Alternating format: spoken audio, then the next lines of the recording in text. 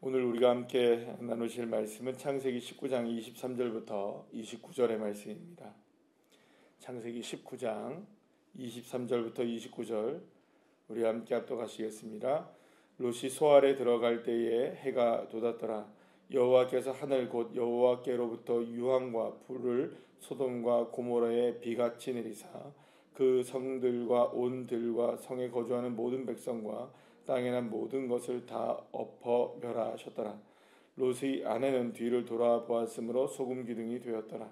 아브라함이 그 아침에 일찍이 일어나 여호와 앞에 서 있던 곳에 이르러 소돔과 고모라와 그 온 지역을 향하여 눈을 들어 연기가 옹기 가마의 연기같이 치솟음을 보았더라. 하나님이 그 지역의 성을 멸하실 때에 곧 롯이 거주하는 성을 엎으실 때에 하나님이 아브라함을 생각하사 롯을 그 엎으시는 중에서 내보내셨더라. 아멘. 할렐루야. 그 소돔과 고모라를 향한 심판이 오늘 드디어 이루어지게 되는 것을 보게 됩니다. 하나님께서 롯이 소알에 들어갈 때까지 기다리셨던 그 이유는 그래도 롯을 살려내기 위한 마지막 하나님이 기회를 롯에게 주신 것이라고 볼 수가 있겠죠. 그런데 그렇게 이제 해가 돋을 때쯤 되었을 때에 하늘에서 어떤 일이 벌어지게 되냐면 유황과 불을 소돔과 고모라 땅에 비같이 쏟아지게 하셨다라고 얘기합니다. 여러분, 그 하나님께서 세상을 멸하실 때 다시는 물로 심판하지 않는다고 하셨죠. 그래서 무엇의 언약을 하나님께서 내 것입니까? 무지개 언약을 내 것이었죠. 그런데 오늘 이 장면을 보시게 되면 마치 노아의 시대 때에 홍수로 하나님께서 세상을 멸하시는 것과 별반 다를 바가 없는 모습을 보여주게 됩니다. 노아 때는 하늘에서 무엇이 쏟아졌습니까? 땅과 하늘의 궁창에서 물이 쏟아지게 되죠. 비가 쏟아지고 이렇게 됐던 거죠. 물론 하늘에서도 이제 뭐 표현상으로 보게 되면 물이 쏟아오는 것으로 되어 있지만 어쨌든 비가 내리기 시작한 겁니다. 하늘에서 비가 내린 것이죠. 그래서 그 비가 내림으로 온 지면에 있는 모든 생물들이 다 죽게 되는 거죠. 호흡이 있는 자들이 다 끊어지게 되었던 거죠. 자, 그런데 오늘 본문에 보시게 되면 24절 말씀에 유황과 불을 소돔과 고모라에 무엇처럼 내리셨습니까? 비같이 내리사 이렇게 얘기합니다. 그러니까 이 심판은 노아의 시대 때 있었던 그 심판의 연장선상에 있었다는 것을 우리가 분명히 알게 되죠. 그때는 비의 심판이었지만 이번에도 사실은 무엇으로 멸망시킬 수 있었던 겁니까? 징계하실 수도 있었던 겁니까? 비로 하실 수 있었던 거예요. 그러나 하나님이 비로는 안 하시겠다고 말씀하셨기 때문에 이렇게 불로 하신 것이죠.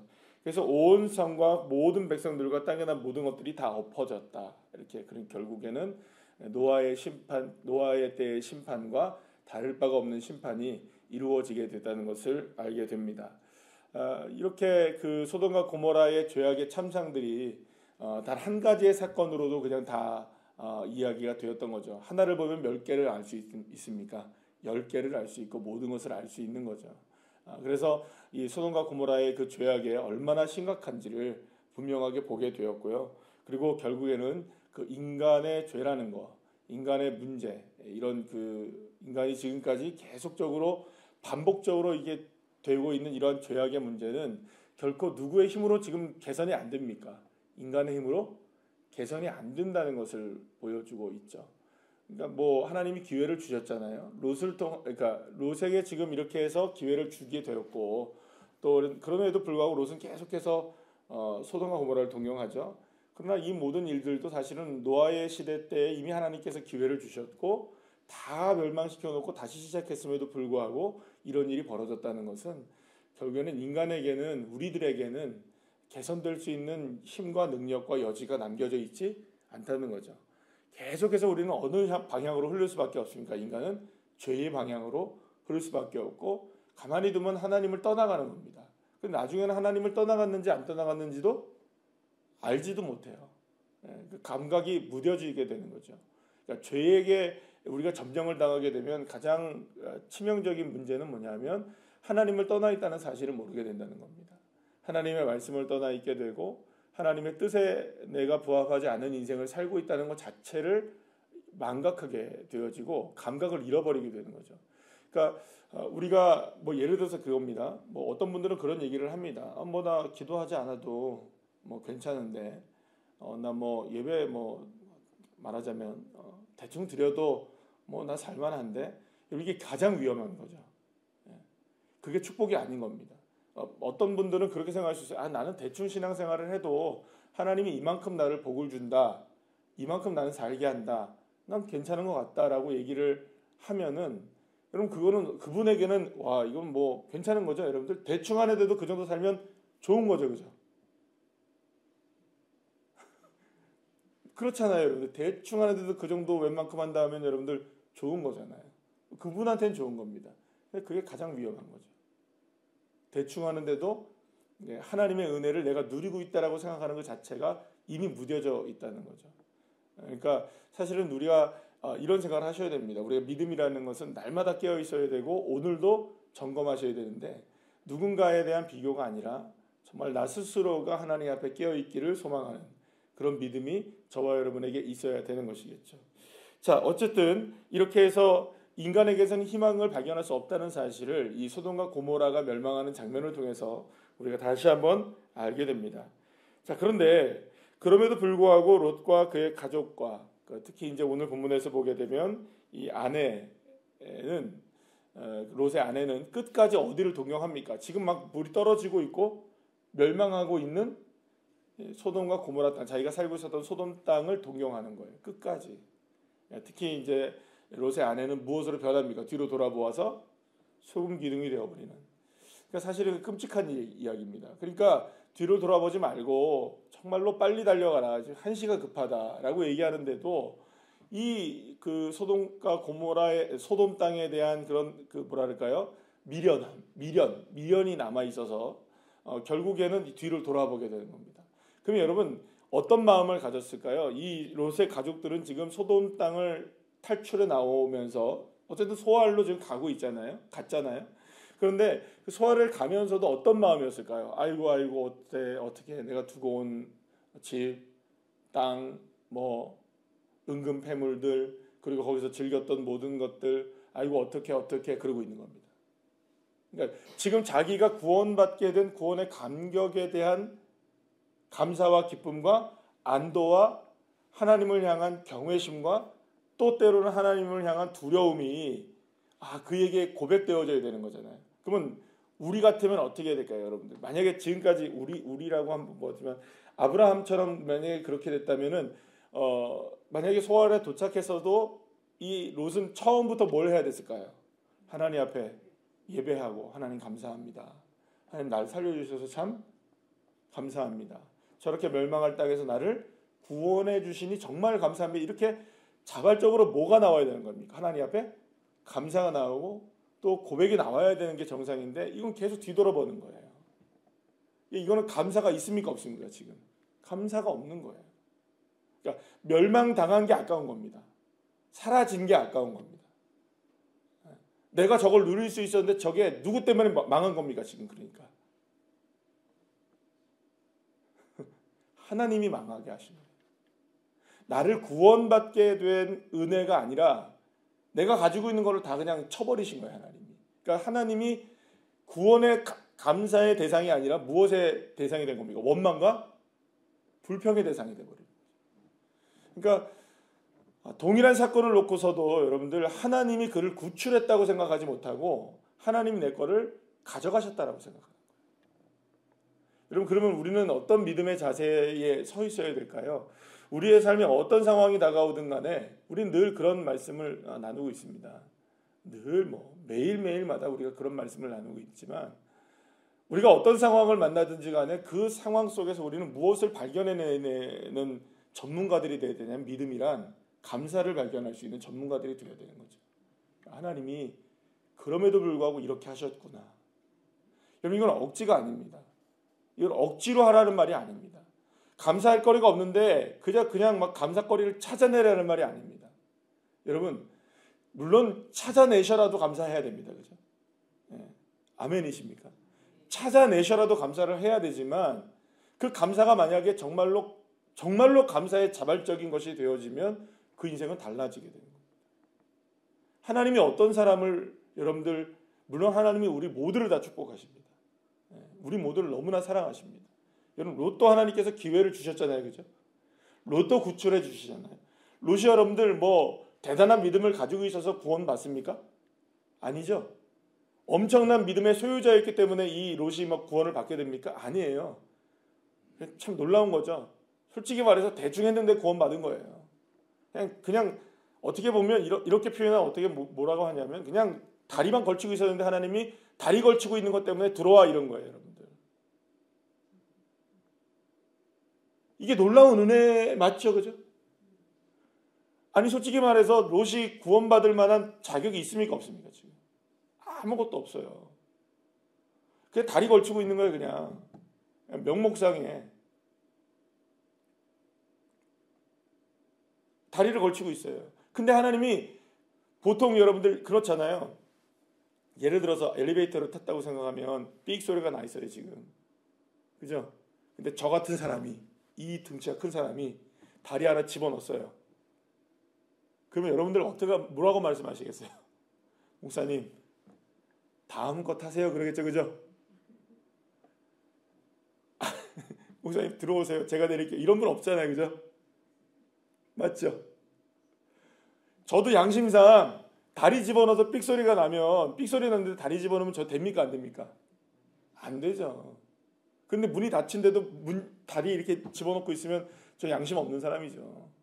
근데 하나님이 놀랍게도 다리 하나 이렇게 걸치고 있는데도 너 들어와 이런 거예요. 누구에게? 롯에게 그런 거예요. 그러면 정말 하나님 감사합니다 이래야 되는데 하나님 원망하는 거죠. 하나님 왜 내가 살고 있던 땅에서 나를 왜 이렇게 하셨습니까? 그러니까 감사는요 어떻게 보면 내가 할 수 없는 일을 하신 하나님 앞에 자발적으로, 이건 뭐 자발적으로 아니고가 떠나서 그저 그냥 감사가 되어야 되는 게 감사이겠죠. 조건도 이유도 어떤 것도 따지고 묻는 것이 아니라 그저 감사가 되어야 되는 거죠. 근데 우리는 그 감사조차도 못해요. 그러니까 찾아내는 감사조차도 하지 못할 때가 많아요. 사랑하는 여러분, 우리에게 주어진 어떠한 상황이 우리에게 펼쳐진다 할지라도 그 감사의 자리에 설 수 있기를 축복합니다. 그럼에도 불구하고 감사합니다.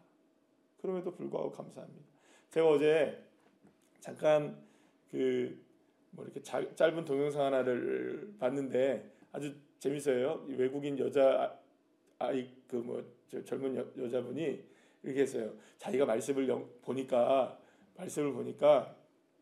누구더라? 예수님도 먼저 다니엘 얘기하더라고요. 다니엘이 그 사자굴에 들어갔을 때 잠을 잤다고 했잖아요. 사자굴에 들어갔을 때 뭘 했다고요? 잠을 잤대요. 그랬대. 그래서 또 무슨 얘기가 하냐면 예수님도 폭풍 속에서 배 속에서 고물 속에서 뭘 하고 계신 거예요? 주무시고 계셨대요. 잠을 자고 계셨대요. 그러니까 뭐라 하냐면 막 웃으면서 나도 지금 너무 힘들고 너무 고통스러우니까 에라 모르겠다. 잠이나 자자. 끝. 끝. 이게 영상 끝이에요. 그래서 제가 웃었어요 혼자. 그래 맞아.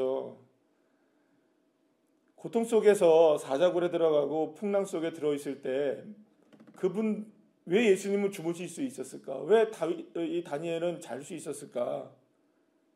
여러분 우리가 평안히 누울 때나 고통 속에 누울 때나 하나님은 여전히 살아계신 하나님이시고 하나님은 동일한 하나님이십니다. 사자굴에 있다고 해서 하나님이 우리를 모른 체 하시고 우리가 평안한 침대 위에 누워있다고 하나님이 함께 계시는 그런 하나님이 아니세요. 하나님은 쏟아지는 유황불 속에서도 계시는 하나님이시고요. 해가 떠오르는 소알 땅에도 계시는 하나님이신 거죠. 롯이 그걸 모르는 거예요. 감사가 없는 거죠. 그걸 찾아내지 못하는 거죠. 여러분 그래서 진짜 감사와 하나님에 향한 경외심은 어디서 드러나게 되느냐? 그 일을 좁은 문 좁은 길에 서봐야 아는 겁니다. 그리고 그때 비로소 우리가 고백하는 것이 진짜 신앙의 고백이 되어지는 것이죠. 그런데 이 일이 지금 방금 말씀드렸던 이 롯에게 주어졌던 이 다리 하나만 걸쳐놨는데도 어떻게 구원을 받았느냐, 그 비밀이 밝혀지게 되죠. 29절 말씀에 보면 그 지역의 성을 멸하실 때 롯이 거주하는 성읍을 엎으실 때에 하나님이 누구를 생각하사? 아브라함을 생각하사 롯을 그 엎으시는 중에서 내보내셨더라. 하나님이 누구를 생각하신 겁니까? 아브라함을 생각하신 겁니다. 아브라함이 지금 여러분들 보시게 되면 그 아침에 일어나 하나님 앞에 예배하는 거예요. 일찍이 여호와 앞에 섰던 곳, 뭐 하는 겁니까? 하나님 앞에 예배하는 곳에 섰던 거예요. 그날 아침에도 누굴 위해 기도했겠어요, 여러분들? 소돔과 고모라 땅에 의인 10명이 있기를 기도했을 것이고, 그 중에 한 명이 누가 되기를, 자기의 롯이 되기를 간절하게 바라며 여호와 앞에 섰던 그곳에 또다시 서는 거예요. 그러면서 여러분, 온기가마가 올라오는 것처럼 연기가 그 소돔 땅에서 올라오는 걸 보면서 얼마나 여러분들 이 아브라함이 마음이 무너졌겠어요. 과연 우리 조카 롯은 어떻게 되었을까? 저렇게 온기가마처럼 연기가 올라오는 거 보니 의인 10명이 있었다는 거예요, 없었다는 거예요? 없었다는 걸 알게 된 아브라함이 얼마나 마음 졸이면서 하나님 앞에 그때 기도했겠어요. 바로 그 기도, 그 마음을 보셨던 하나님이 누구를 구원해 내신 걸까요? 롯을 구원해 내신 겁니다. 사랑하는 여러분, 가끔은 제가 제 책상 옆에 보게 되면 우리 교회 성도님들의 이름들이 쫙 써있는 명단이 있어요. 거기에는 요즘에 교회를 잘 나오시는 분도 다 포함되어 있고, 교회를 잘 안 나오고 계신 분도 포함이 되어 있어요. 하나님, 저는 어떻게 해야 될까요? 하나님, 우리 교회에 나오시는 분들만 이뻐할게요. 열심히 다니신 분들만 이뻐할게요. 전 새벽 예배 나오신 분이 제일 좋아요. 이렇게만 해야 될까요? 그렇지 않아요. 하나님, 때로는 기도가 나와요. 하나님, 계속 기도를 하죠. 이분도 주님의 은혜 가운데 오늘의 삶 속에서 주님을 만나기를 소망하고, 그 기쁨과 은혜와 감격을 통해서 다시금 신앙이 회복되게 해주세요. 기도가 나오죠. 근데 여러분들, 그 기도 한마디가 어쩌면 저는 어떻게 하나님이 역사하시는지 알지 못하죠. 그러나 그 기도 한마디가 그의 영혼을 지금도 붙잡고 계시는 조금의 뭐랄까요? 그 힘이 되어질지는 우리는 알 수 없는 거죠. 그럼 오늘 여러분들이 누군가를 위해서 기도하고, 우리의 가정을 위해 기도하고, 나 자신 스스로를 위해서 기도하고, 교회를 위해서 기도하는 그 기도의 한마디가 여러분, 엎으시는 중에 살려내는, 엎으시는 중에 누굴 기억하는 겁니까? 맞아, 우리 새벽에 우리 집사님이, 권사님이, 우리 장로님이 하나님 앞에 기도했지, 나에게 기도했지, 하나님이 엎으려고 했는데 그래도 살려줘야지. 그게 여러분의 한마디에 기도에 달려있는지 누가 아시겠습니까? 그렇다면 오늘 이 시간에 우리가 함께 마음을 다해서 기도한다면, 그것이 나를 향한 기도이든, 우리의 가정을 향한 기도이든, 우리 교회를 향한 기도이든, 나라와 민족을 향한 기도이든, 사랑하는 여러분, 그 기도 한마디가 엎으시는 중에 생각하시는 겁니다. 그래도 생각하시는 거예요. 오늘 이 시간에 사랑하는 여러분, 우리가 그렇게 기도하게 될 때 하나님의 놀라운 계획과 은혜가 우리가 기도하는 모든 것들 위에 은혜로 쏟아지기를, 유황불과 이 비가 쏟아지는 것이 아니라 하나님의 은혜가 쏟아지기를 우리가 간절히 소망하며 나갈 때 하나님께서 역사해 주실 줄 믿습니다. 오늘 하루의 삶을 통해서 더 감사하시고 더 주님을 의지하시는 귀한 하루가 되시기를 축복합니다. 기도하시겠습니다.